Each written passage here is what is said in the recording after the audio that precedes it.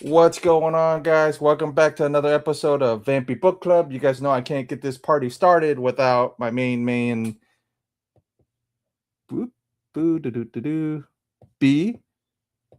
What's going on? Yo, what's going down, everyone? Welcome back to Vampy Book Club and my main man Del. What's going on, Del?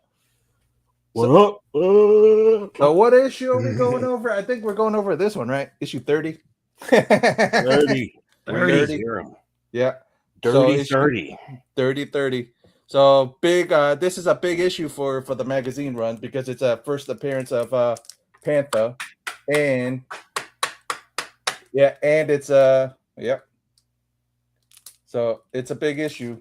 So let's get this party started. Let's go to Mexico. Well, let's start off in New York and go to Mexico at the same time. Yeah, so Amazing cover. Yeah, the cover's great. Yeah, it's a cool cover. I dig it. I think Jeff rose up on us. I'll give him a second. Maybe he'll be able to come back in. Yeah. Beginning the story of this is it's called the God of Blood, and I saw that. I'm like, oh, that's very interesting. Well, yeah, the God of Blood. But before we get the story started, let's just say I found it on Heritage. I found this on Heritage. So guys, take a guess how much all 12 pages sold for. Now, did it sell as a bundle, like all together? All together. All 12. I will say $10,000. What do you think, B? I would say probably like I'll do like 6,000. 6,000? Yeah. I think Dell was the closest. Nice. 10,000. 2. Nice. Almost nailed that one right on the head. Almost. That was close. Yeah. So it's all. I looked at it. I looked at the details and everything. It's all 12 pages. All 12 pages as a bundle deal. Yeah. That's what I like. I like discounts. Bundle deals. You like bundle deals? I like bundles and discounts. Yeah. Give me a discount. That's why I like comic books at $1. I don't care if it's what market value is $100. I want it for $1. So it's a bundle deal, and then we're going into the stories. The God of Blood. It's done by Flexman Lowe again. Steve AKA Steve Englehart. His that's his pseudonym, and then it's another Jose Gonzalez artwork again. So we start off at a museum in New York. This is this part of it. We start off in a museum in New York, talking about the Aztec gods, Aztec sun god. I may mess it up, but I might be the one that get the closest to it. Huitzilopochtli or whatever it was. Which is I gotta let me read it again. It's like Wichitopolis or something like that. I try to say this thing 100 times a day, and I keep forgetting how to pronounce it. Yeah. When I read it, it said what was it? I had a spell check thing help me out, and it says Huitzilopochtli. Chile. Yeah. But I think it's like Wichitopolis, Chile, something like that. It's weird, but it's an Aztec god, and we're gonna try to tackle some sun god. Yeah, we're gonna try to tackle some history. Yeah, Aztec sun god. Let's just say then we end up with Vampirella and Pendragon again with his freaking flask in his hand again. Yeah, coming. Yeah, and then they end up in Mexico for a convention for a magician. I almost said magician convention, and then we meet one of Pendragon's contemporaries, one of his compatriots. Yeah, like some competition here, or he has to go up after Pendragon, and they're gonna do some illusions, some tricks. My favorite part is him on stage and her telling him, "Hey, just let me do all the work. But don't fall over. What do you do? Don't fall over. Exactly. Don't fall over. But I love the panel because it reads it. He's supposed to say, abracadabra. But all you hear is him hiccuping abracadabra. And then she's gonna go ahead and turn herself into a bat. Wow. Turn herself into a bat. That was the big trick. That was a big trick. And then pretty much the guy got after him did almost a similar trick. It's just he disintegrated. He disintegrated his helper instead of turning it into an animal. Making it disappear, just like turns him into skeleton, blood, and bones. Yeah, pretty much. Dust. Into dust. Oh yeah, dust. That's right. Afterwards, it turns him into dust. So he had to one up it. Yeah. I just thought But for what it is, I mean, Jose did pretty decent work on these couple of panels for sure. The first panels, I think it's going to get a little bit sloppier coming down, my opinion, but these ones are pretty good. Yeah, but you're right to be you know what I mean? Like his strong, like we've been saying, his strong suit is female. It's like close-up female faces or close-up faces in general is his strong suit.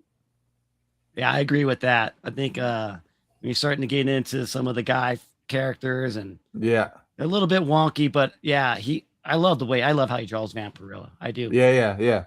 That's what he was known for, and that's what he's well known for is drawing Vampy. Like this one is my favorite panel of his. I would love the sun god and her together on a t-shirt. That's what I would want. Yeah, a nice t-shirt or a pose. If it was done in color, I would like to see it in color, like a color print of it. Right. So I think it'd be cool. It's like because like if anybody's like into the whole like indigenous tribes across the world, especially like the Aztec group in Mexico, they tend to be very like a lot of their wares and stuff like that. They're tend to be very colorful.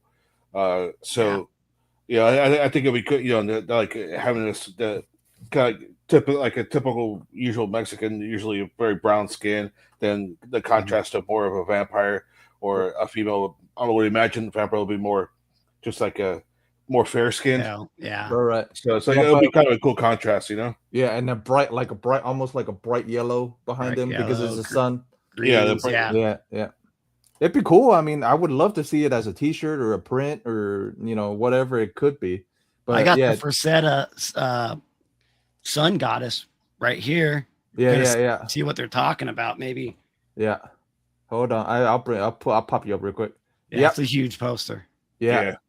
It's a nice one. Yeah. And it's painted on Masonite. So the original. Yeah, the original's on Masonite. So nice. Yeah, that original's on Masonite, but I would love to actually get to see all 12 of these panels, honestly, like see how that aged, you know what I mean? How that actually aged. Did it age bad or whatever? I'm curious if the person is gonna, frame all 12 pages in or they just gonna have one page in each frame or something. Yeah, I wonder what they did with it. Yeah, I would think I would. I guess I would probably personally. Yeah, if I had bought all 12 pages, I'll probably frame them individually. All 12 together. Oh, okay. I'll probably frame them. I don't know. It's like if it could go either way. It's a lot of just in general. It's a lot of freaking glass, man. Yeah. I would kind of go either way. I could do a couple things. I could just frame them individually, right? And then when I display them on the wall, put them in order. Like on the wall, put together. Or if you want to do like one big frame, right? Depending on the size of the prints itself, do one big frame, but just of course place them in order. I'm gonna guess they're 11 by 17s. They're all Bristol board type stuff, maybe.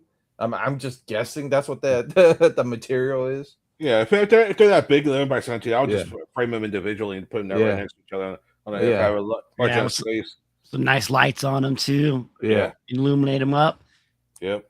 Yeah. So I mean, the story it was interesting because I thought the guy's face. That's what I got surprised about. I'm like, huh, he's not a young guy, huh? And they change his appearance because he's wearing a bodysuit and a mask. Yeah, and a corset. Yeah, corset. And corset. Yeah, corset to keep the gut in. Yeah, I know. Yeah. When I saw this and read this, I was like, "What the heck is going on here?" Okay, yeah. It turns out like he has some sort of deal with the Mad God of Chaos, but he wants to now.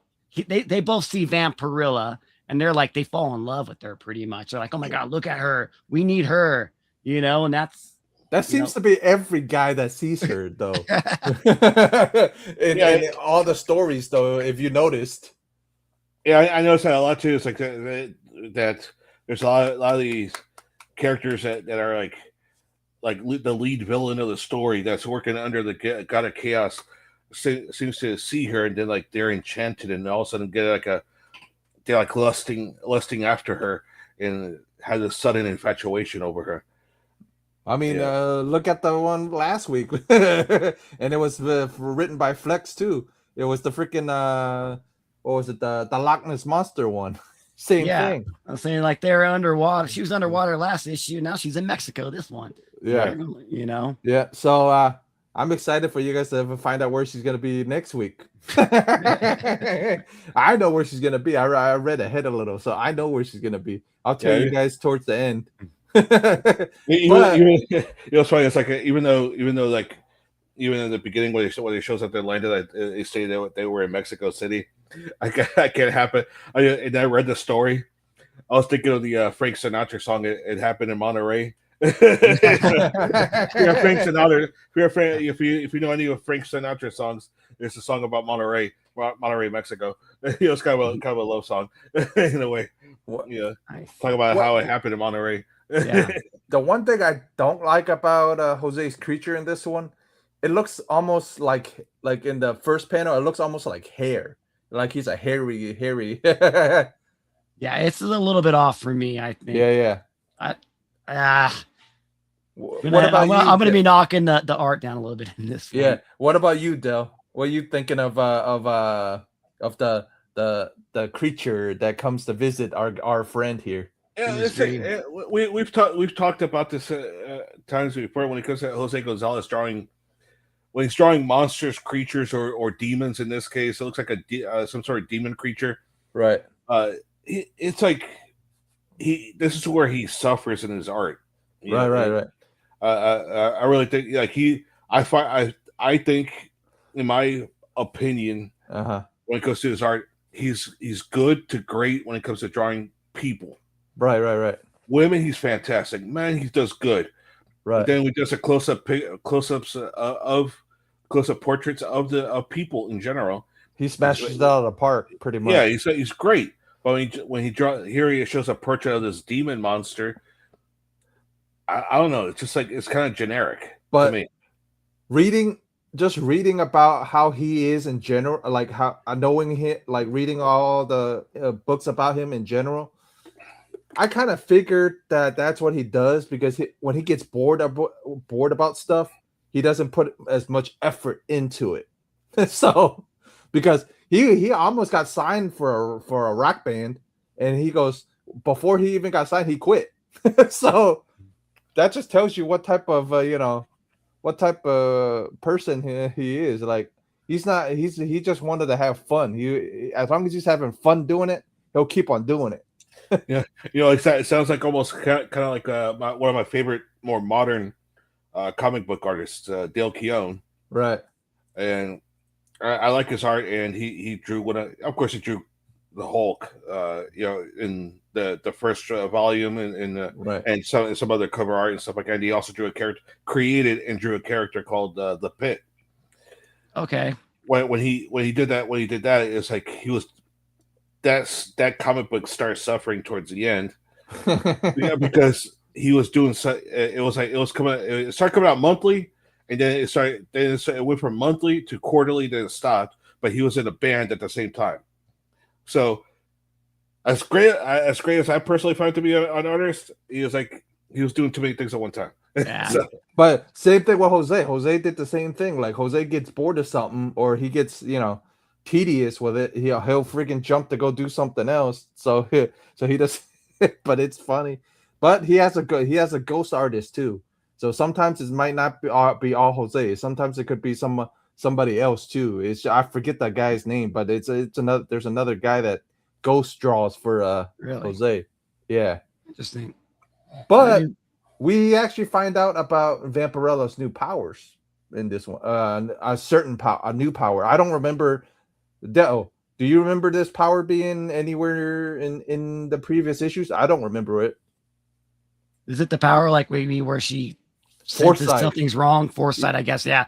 Yeah. Something's wrong with Pendragon, and because I don't remember. I feel like I've seen it in one of and it didn't come until later on. Right, but I think it was like once when the issue started getting double digits. I feel like it was done that like a foresight, like a ESP. ESP okay. So I was just I because when I read it, I go, I don't remember if this was shown in the previous. I want to say yes. It has been. I want to say yes. It has been shown. Right. Like once or twice, or a couple of times before that, she has like some sort of ESP. They don't. I remember if I remember when we read it, they didn't say it was like ESP or nothing. They didn't say it was. They just said she had some type of foresight. Yeah, like that. Yeah, exactly. In this issue, that it was it actually they actually labeled it as ESP, but it was like foresight, like a extra some sort of extra like ESP, some form of ESP. But like me, Del, and B always say, every time she gets a bottle of her freaking elixir or her serum, she seems to always either drop the damn thing or either not even drink it. Because last week she goes, oh, I don't need it, but I need to drink it every 6 hours. But well, she should drink it every 6 hours underwater. But when she's on land, it's once every 24 hours. Yeah. But I'm just saying, she was about to drink it, and then her ESP kicks in, and then she drops the freaking vial. Right. Yeah. See, I didn't really notice that until now. That's what happens. I don't know if she got a sip, because I think they say later in the issue or something she didn't get her blood ration for that day or something. Yeah, exactly. But that's why me and Del always joked around previously. I'm like, either she's not gonna have it, or either she's gonna drop her damn. That's what I was waiting for. This issue was either she's gonna drop it, or either she's gonna go, oh, I don't need it, and toss it. Always something. It's always something with her damn elixir or her serum. So it's like I'm like laughing. I'm like, that's why if we were playing a drinking game, I go at least it's at least one drink already. But then we get because then he gets she gets to the bar, and then not there, goes to like a Aztec or a Mayan temple or whatever it was. Techno chilling. Yeah. And it's a real temple too, which is awesome. I just thought it was freaking I just thought it was funny. Because previous issues she's fought off multiple freaking opponents, you know what I mean? And like this one, a bunch of them walk up and she can't thinking about it, she did drop her serum, so she doesn't have the strength she would have. That's why they're able to capture her pretty easy. Because I was wondering, I'm like, man, she should be able to take these guys down. Right. Because she's you read the drug. You and Del read the drug issue where she freaking karate tossed the freaking guy. Yeah. So it's like this should be this should be nothing compared with all these cult members. Yeah, it should be cakewalk for her to sit there and throw a few people. Do a couple of judo throws and she's done. But thinking about it, if you go back to this, where she actually dropped her freaking elixir, it makes sense now that how she got grabbed was because she keeps on freaking the most important thing that she needs. She keeps either throwing it out or going, fuck, I need to go help somebody and drop it. You would think she would have it in a plastic bottle or at least in a flask. You would think. Or drink it real quick before, since it's in a vial. Right. All right. It takes in 2 gulps. Yeah. She drinks it and then she's on her way. Yeah. You would think. But this is the funniest part is because even come to find out the god of chaos is even scared of Huitzilopochtli, the Mexican god, because the creature comes and warns this guy, go, hey, I wouldn't be fucking with this guy, this god. Yeah, it's like you don't know what you're about ready to do, you know. Yeah. And if you do what you think you want to do, I think it said like you're going to be lost. Like the god of chaos isn't going to help him or something like that. Right, because how I read it was God of Chaos is scared of the Aztec god. Yeah. Like, he don't want to. Yeah, he don't want to mess with the sun god, and you're a human being that I gave power to, and you want to go fuck with this guy. Like you're gonna do that, you're gonna do it on your own because I won't be there to help you. Yeah, pretty much. And let's just say somebody shows up. Let's just say somebody really somebody's well, what it says is it says the knife gets pretty close to stabbing Vampy in the heart. So yeah, because like this, the god in the real life god, he eats human hearts for sacrifices. Like I went and looked at the history of this dude, and it's like, so they're kind of like really stay true to the actual history and the lore of the Aztecs. Yeah, but I thought it was freaking funny because it gets close, like the knife gets pretty close, and then freaking Huitzilopochtli shows up. You're like, well, he's in trouble for sure. It's almost like the movie Indiana Jones and the Temple of Doom. They need a heart. Heart. Yeah. Yeah, but pretty much like some shenanigans happens. She turns into a bat. Yeah. Well, she didn't need serum because she had the freaking the guys. I forget, was this his assistant, or it was his assistant. Yeah, that's who I thought it was, that got bit by Vampy. Yeah, she attacks him. Yeah. And then she turns around and there's the freaking sun god right there. Right. The sun god takes her hand and goes, well, guess what's gonna happen? I think Vampy got engaged. Yeah, I think I'm in love with you. And he takes her up. Yeah, to the sun. Yep. Picks her up and says, "Come with me." The cosmics. Yep, into the cosmics, and then so they embrace. Yeah. Let's just say we'll find out next week what happens to Aztec sun guy when what happens to a jealous guy. Let's just say you'll see some panels next week in next week's issue. Yeah, you're gonna laugh, or either you're gonna go, okay, I will not look at Vampy that way.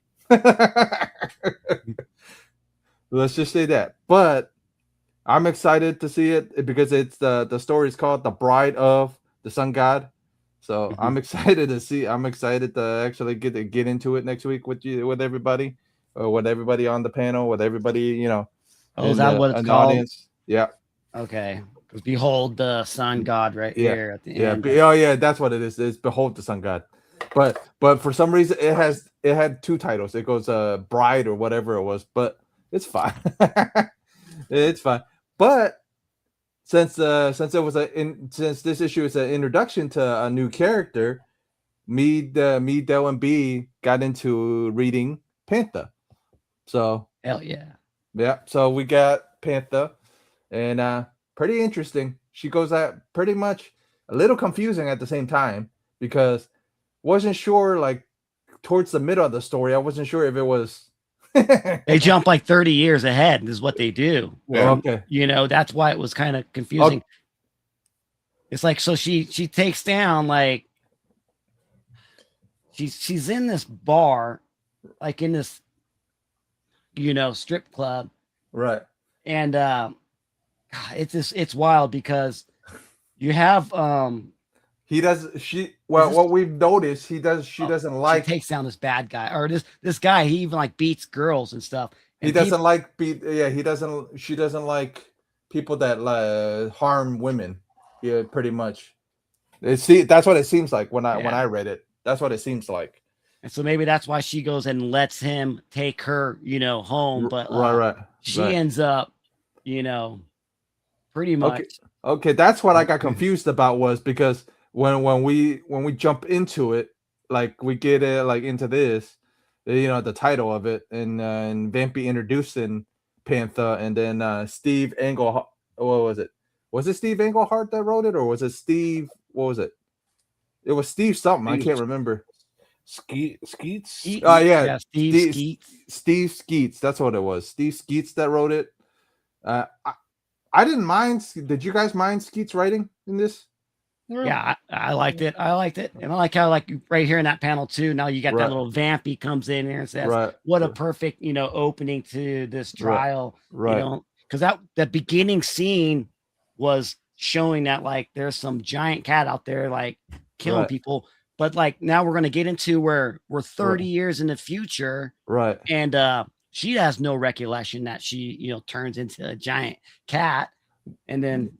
What I thought it was like, because the way Vampy said it, or the way this thing explained it, it's like a curse to like it jumps 30 like to another female or something like that. That's what I thought it was like. It's probably the same.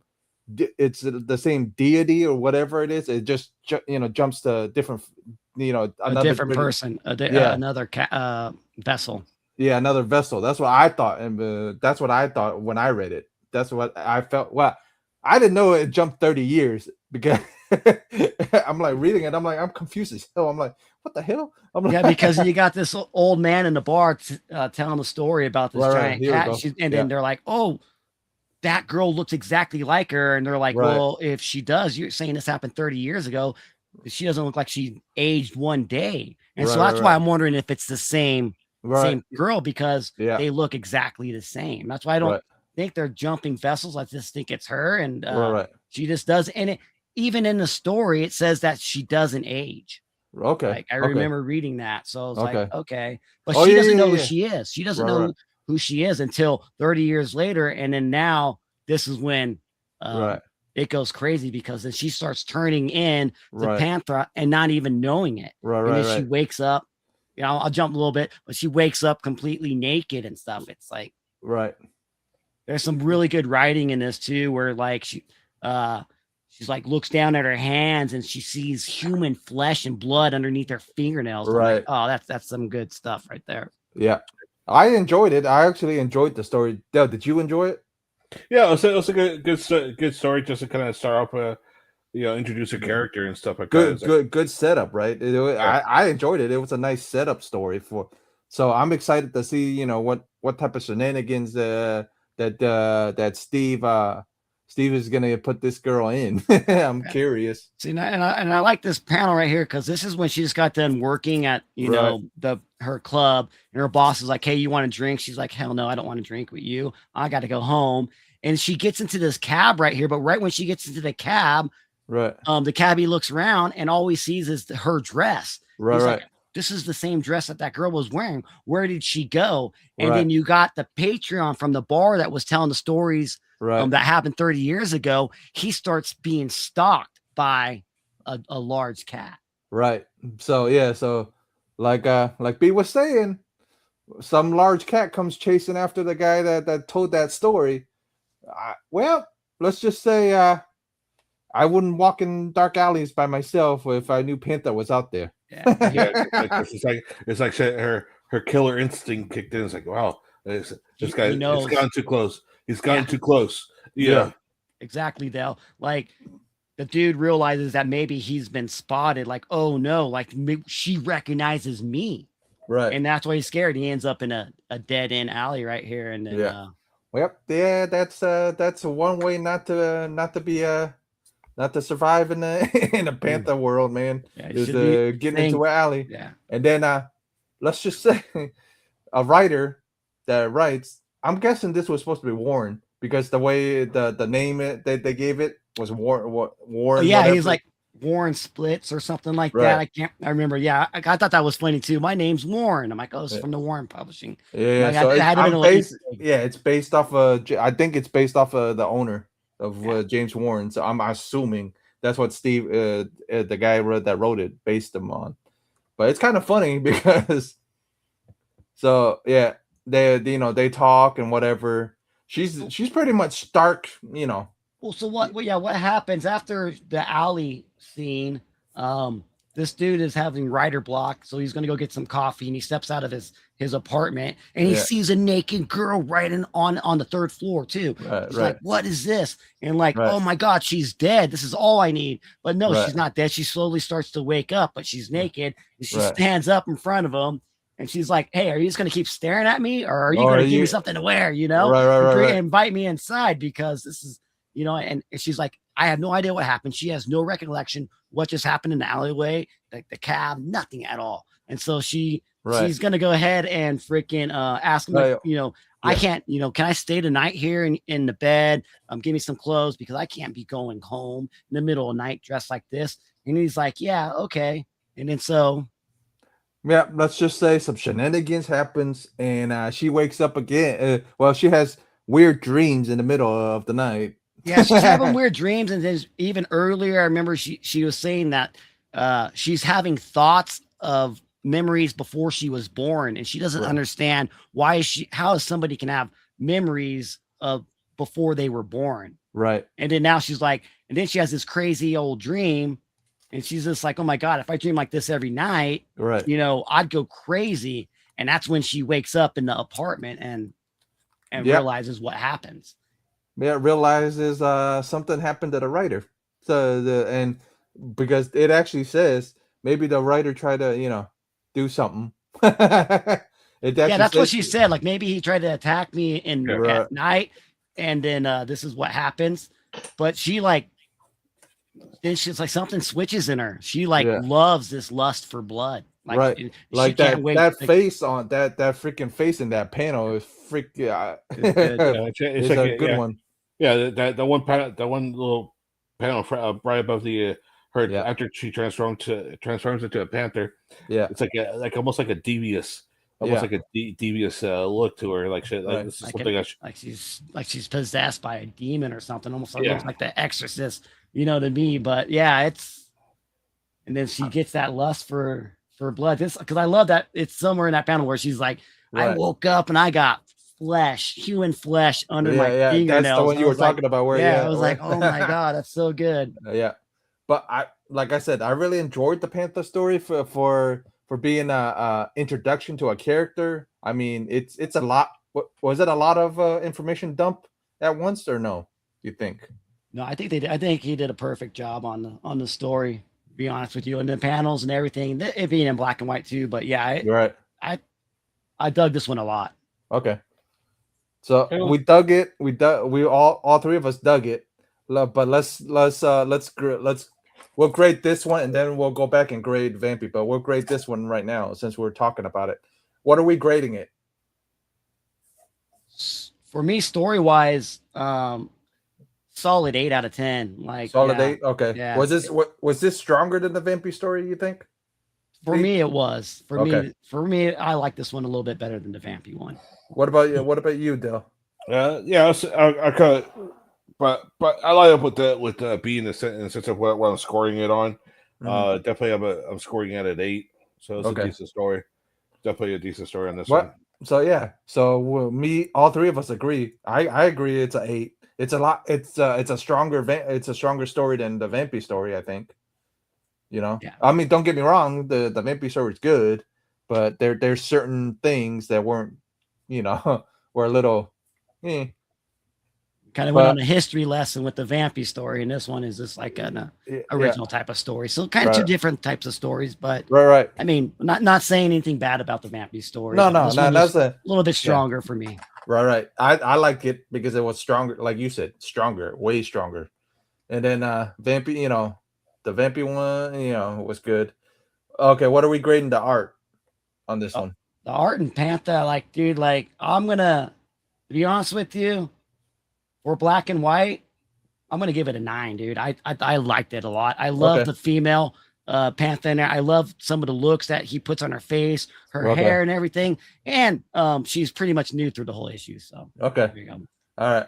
So what about you, Del? It's okay. At least what I like about this one. The artwork overall, the artwork was pretty good. Do like the fact that how the people were drawn pretty well in comparison to Jose Gonzalez. Yeah, this artist Was here drew yeah. drew You- drew the animals a little bit better. So and the men, I think, are drawn a little bit better. yeah. So it's like the animals are drawn better, and the men were drawn better. So I'll say I'll give it like a solid eight. I'll say 8.5. Yeah, I'll say 8.5. 8.5. All Yeah, right. because at least the creatures like a creature's drawn better. Because at least the cat, a panther, a jungle cat is actually drawn Right. a It lot actually better. looks like a jungle cat. Yeah. Yeah. So I'll agree with all three, both of you guys.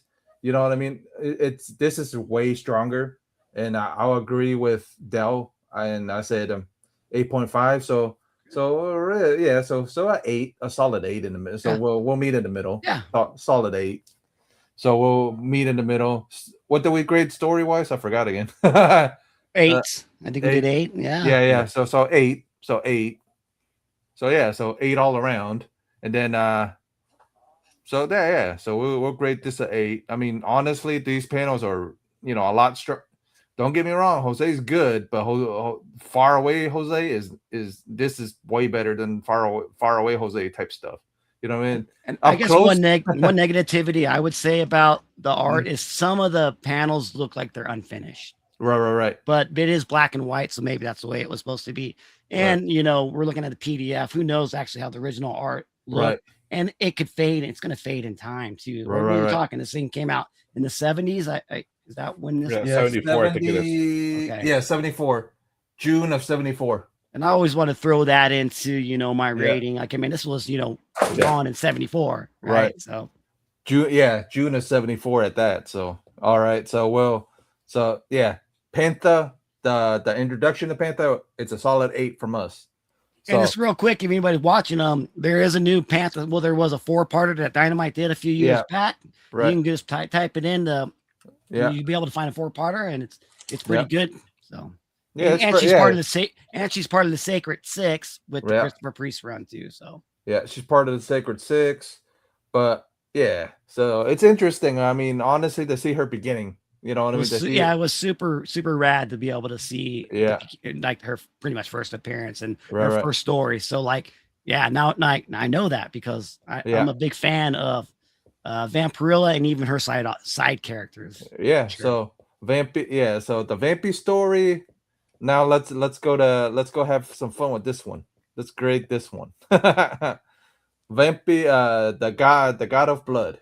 What do we like and what we disliked about the story? B. Okay, I'll go first. Yeah. Well, the story was a little bit clunky for me. Okay.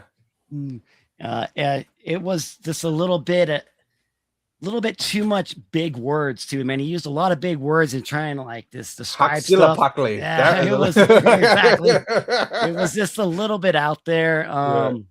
But I do praise him because he's actually trying to take real Aztec lore history and put it in this book and tell us in how many ever panels it is, how many pages it is, 12 some pages. Right. I think he fumbled some of it, but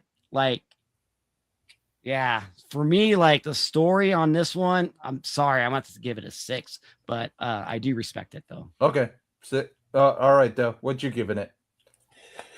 Yeah, it's overall story. I thought that was okay. At least it was kind of like at least with the setting of sacrifice of them trying to sacrifice her. I found it at least it was a little bit more fitting because they put it in an indigenous realm because it's an Aztec. It's an Aztec temple. Mm-hmm. Sacrifice the sun god and all that. That at least with that, I give him credit for that, and it looks like he kind of going along with B was like he at least did a little bit of a research to, it's like all right, well they knew of an actual sun god in the Aztec culture, so I would say I'll get like a 6.5, okay. A 6.5 also on it. But it was decent. It was okay. I think it could have been a little bit better. You guys are being nice, and I'm the Vampy guy, and I'm you guys are being real nice.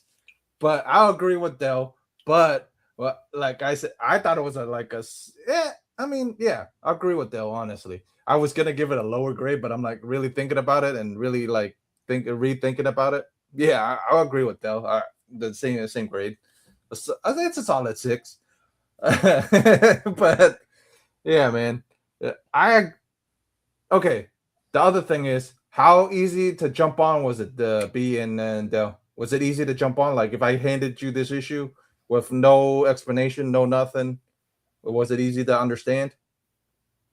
I mean, if you didn't know Vampirella was from Draculone and what's this blood substance that she needs to have, Pendragon's constantly drinking at the bar, he's a musician.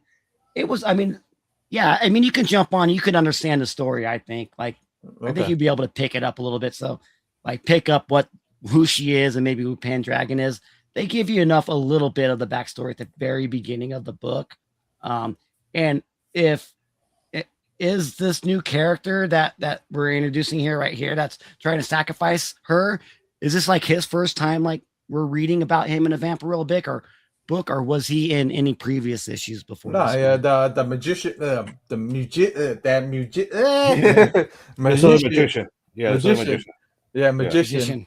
Yeah, was it? Well, yeah, he wasn't in previous issues. So this is his first one. So Yeah, if this was his first one, then I think they did a good job, like trying to tell his story, kind of who he is. But then you're like, you go to that dream sequence where that creature comes in and like warning him, and saying like the mad god Chaos is like doesn't want you to do whatever you're doing. If you do, then you're going to be left alone.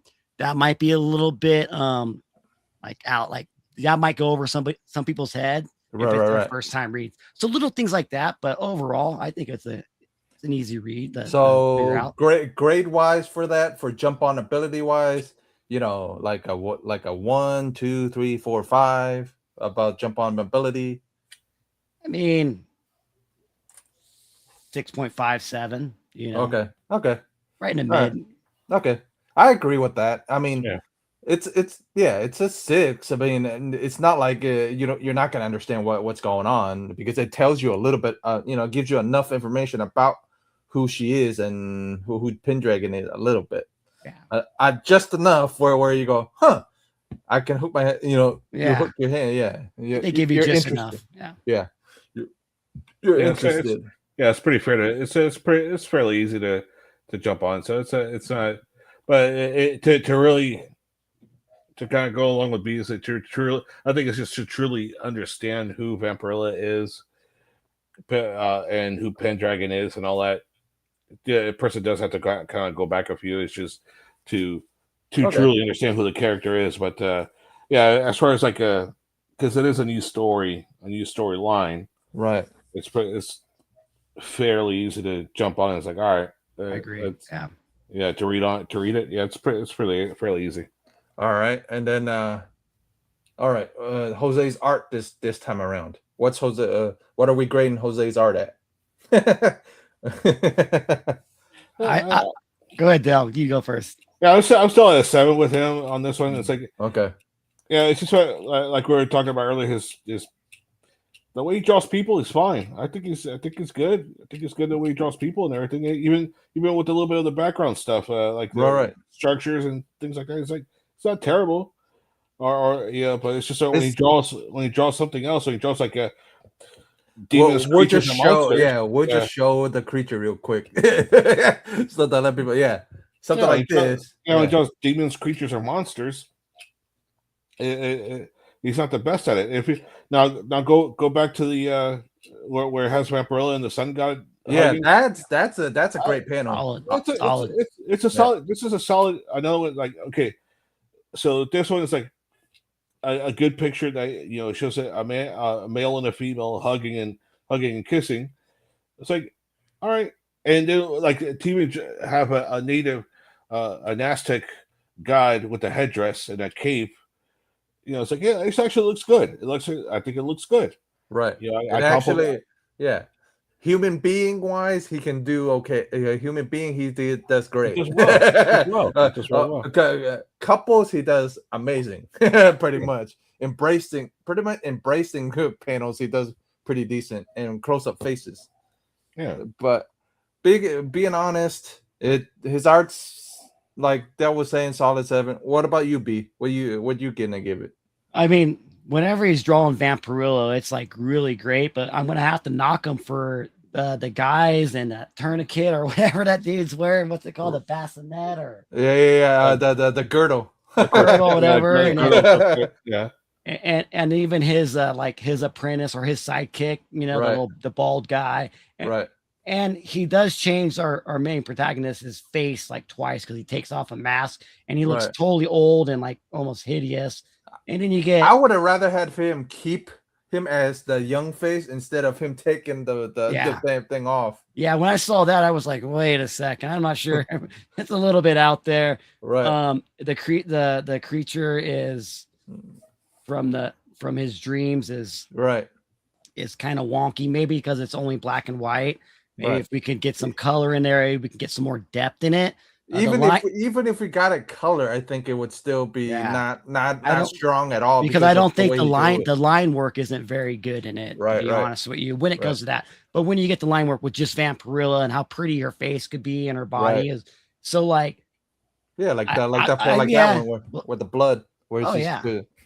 Looks great. I mean, I'm going to give it a 6. I mean, it would be it would be like an 8 if we didn't have some of those. If we didn't have like some of the main characters and that beast. So it got dropped down a couple points. So okay, you're giving it a 6, huh? Yep. Yeah. You guys are being nice, man. What the hell?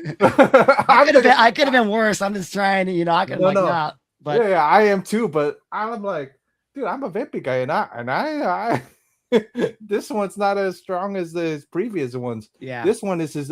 I think honestly, I think this one is his weakest one. I think it's one of his weaker ones.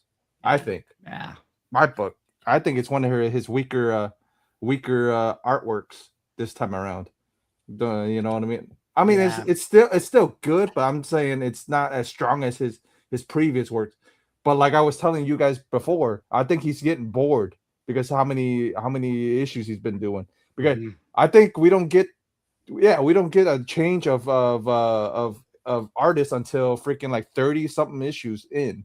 So he started from 12. Was it like 12 or something like that he started? I believe so. Yeah. So he started from 12 and he's up to 30. You know what I mean? So from 12 to 30. Yeah. And Jose, and like how I told you guys how Jose is, when Jose gets bored, Jose doesn't put as much effort into his work. Okay. So I agree with B. It's a 6, but yeah, me and B are being nice. Yeah, we're being nice. Yeah, I wanted to give it a 5. So we'll all the way down. We'll agree. It's a freaking 6. All the way. Yeah. All the way. I just wish Jose Gonzalez put a little bit more effort into when he draws his like monsters, creatures, and demons and stuff like that. If he put a little bit more effort, because it seems like he draws them like he does too much line work on it, and it's like he draws them kind of dark. Right. Yeah. But lines are touching the information I've read about Jose is Jose loves drawing like the stuff he likes drawing is what I've read is women, is pinups, and that's what he liked drawing a lot. So him drawing comic books, it was a little bit out there because he's a good mimic. What I've read, he's a good mimic. Because what was it? Joseph Tutane had brought him a page of somebody else's work, and he had him. They pretty much copied it. Yeah. They said he copied it panel to panel, even the freaking stains, the ink stains in it that it had. So he's a pretty good artist. It's just when he wants to be. Like I was telling you, when he wants to be. Yeah, some of these artists need a bit more consistent. Because like I could tell you about a current artist too, who kind of draws like kind of pinup-ish. Yeah. Amanda Connor, Jimmy Palmiotti's wife. Yeah. If you look at her current artwork that she's doing that the Harley Quinn X Elvira. The Harley Quinn Elvira. I looked at some of those books. I bought the first issue because I got her autograph. I got their autograph not long ago. Well, if Dynamite is watching, I want this on a T-shirt. Exactly. But it was like her artwork is kind of cartoony pinup-ish. I want to say, and she like in all the books, all the issues that came after the first one, and that Elvira Harlequin, she's always been very consistent. And then I looked at some of her other artwork and some of the other Vampirella stuff when it was under Harris. Yeah, and they've always been consistent. Yeah, very consistent the whole time. Right. But yeah, I don't know if she has other side projects, but so it seems like she's very focused when she's doing her art. Yeah, her and Jimmy are always focused.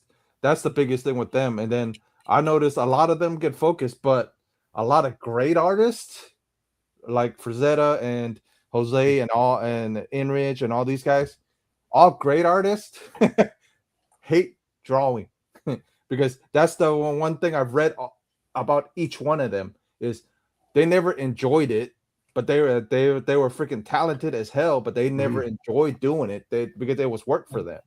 So it was like I could kind of get I could I feel like I understand with a person like Frazetta, like Frank Frazetta, because you know more than Jeff, you know his history more than I do. Right. It just he comes off more of a painter. Right. Yeah. Painting on canvases, masonite boards, or whatever.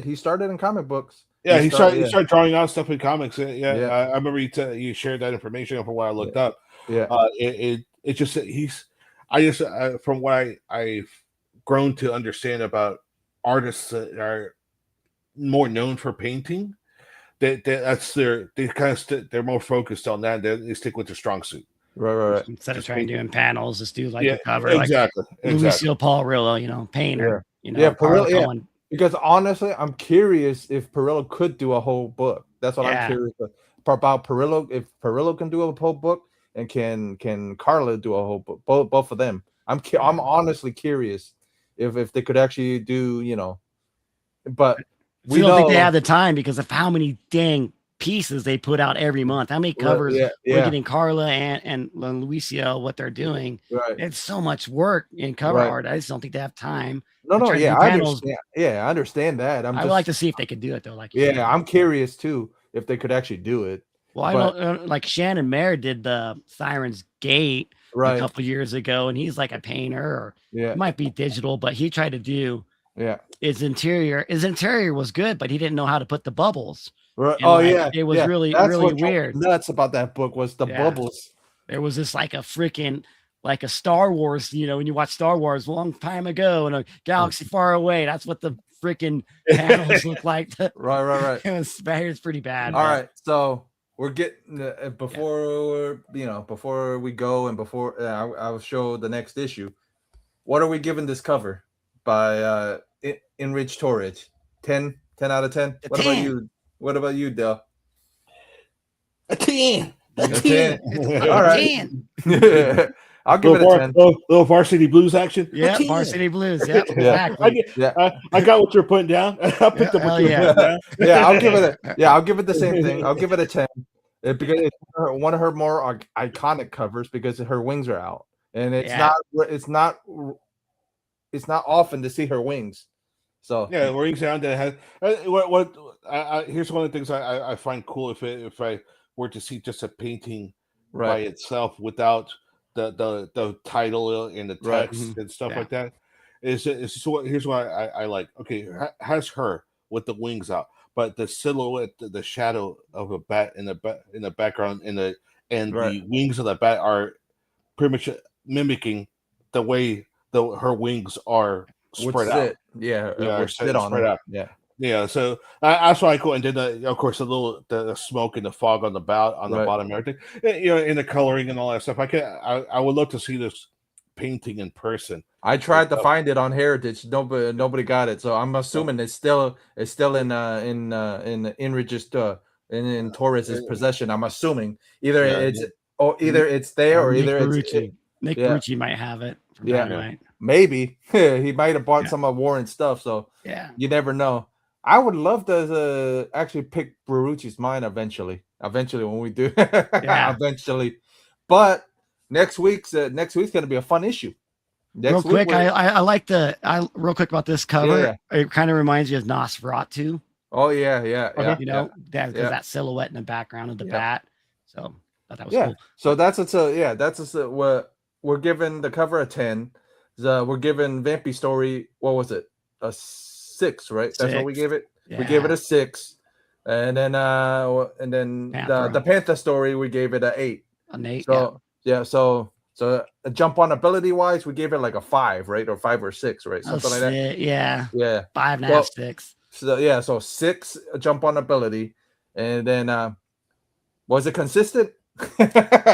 Some of the stuff was, some of the stuff wasn't, but like B was saying, and like Dell always says, just remember what the time it was written at. June 1974. I personally, I'm intrigued on where this is going to go, because it sounds like it's going to be a multi-issue story with Vampirella. And I'm excited for you guys to read next week's issue. Yeah. Little cliffhanger. Always enjoy cliffhangers. Yeah, exactly. I'm excited for next week's issue, and everybody knows this painting this year because it got sold this year in November 5th, I think, is when the sales date was. Everybody knows what it's sold for. So everybody's gonna have.